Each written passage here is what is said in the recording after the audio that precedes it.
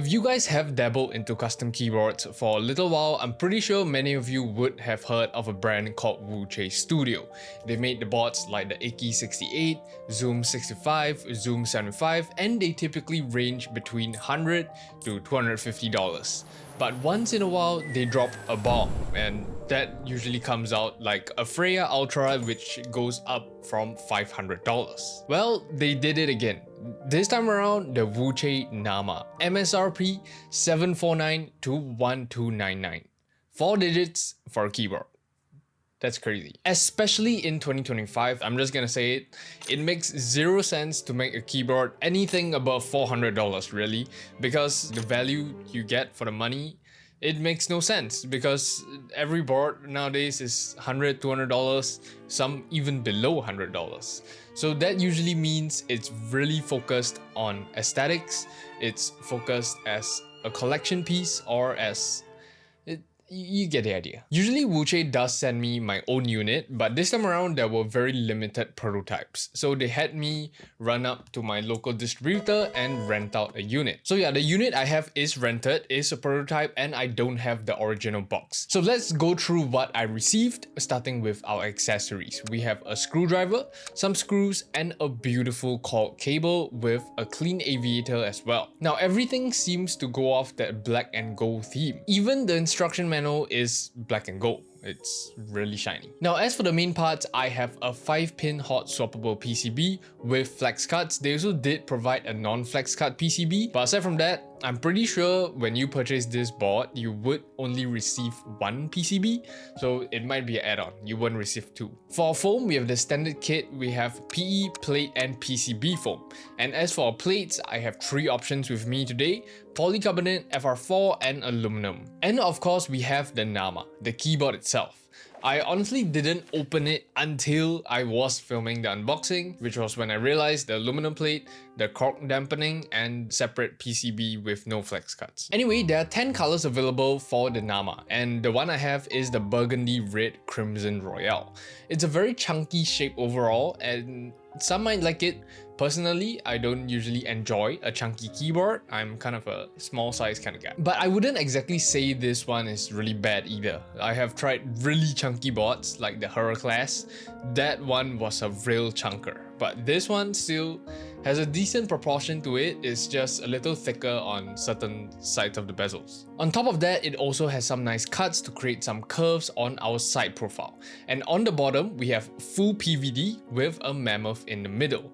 It also has these cuts in the mammoth itself, which catches light at a different angle. And on top of that, we also have this strip of light to give it a little more flair.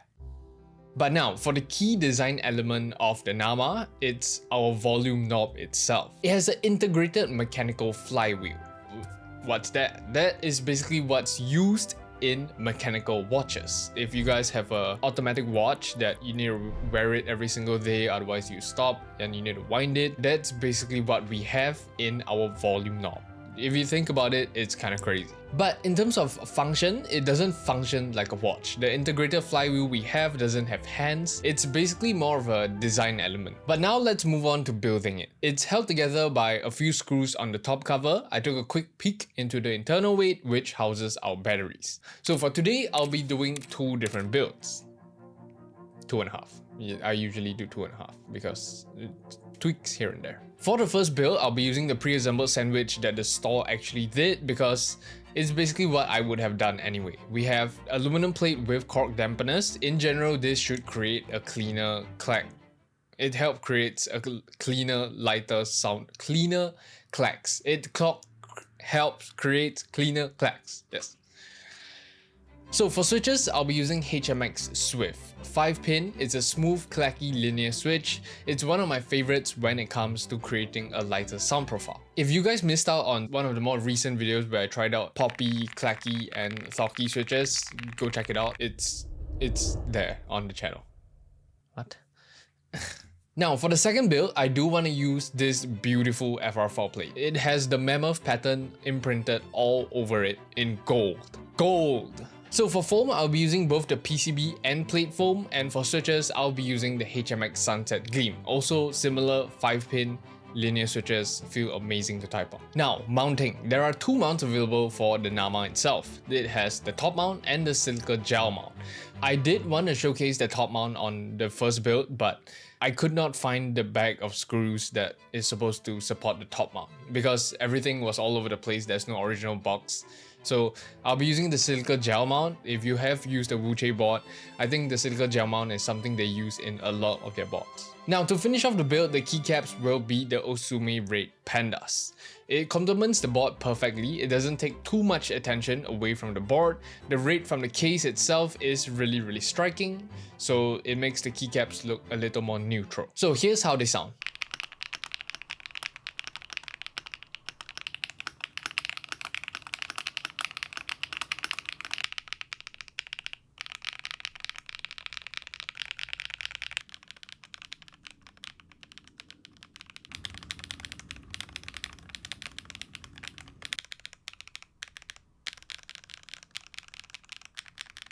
So in terms of sound, build 1 with the aluminum plate was great. I really liked it. It was plop.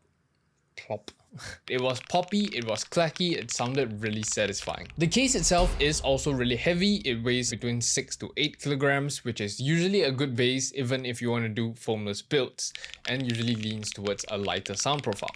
So build number 1, I will rate it a good 8 out of 10. I really like how it sounds. But for build number 2, in my opinion, it sounded kinda dead. I'm not too sure why. Maybe it's the PCB foam, maybe it's the switches. I couldn't really tell, but FR4 plate don't usually sound like that. The FR4 plate usually comes off a little louder, so this is where build 2.5 comes out. So for the different configuration, I decided to use the HMX Swifts because if the HMX Swifts worked with the aluminum plate, it should work pretty well with the FR4 plate as well.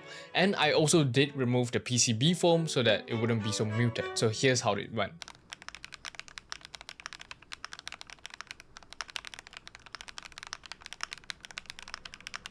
A very slight improvement, very slight. I'm not too sure why it sounds so muted even with the HMX Swift switches, but all I do know is that if you want to create a deeper, louder sound profile, you might want to try out the polycarbonate plate, which is pretty sad. The FR4 plate looks really cool. Even fully built and the RGB on, you can actually see the imprints of the mammoth. It looks really cool. So WooChay Nama, it's definitely very different from boards we have seen this year. I feel like it's really similar to Freya Ultra, just that Freya Ultra had a touch screen knob.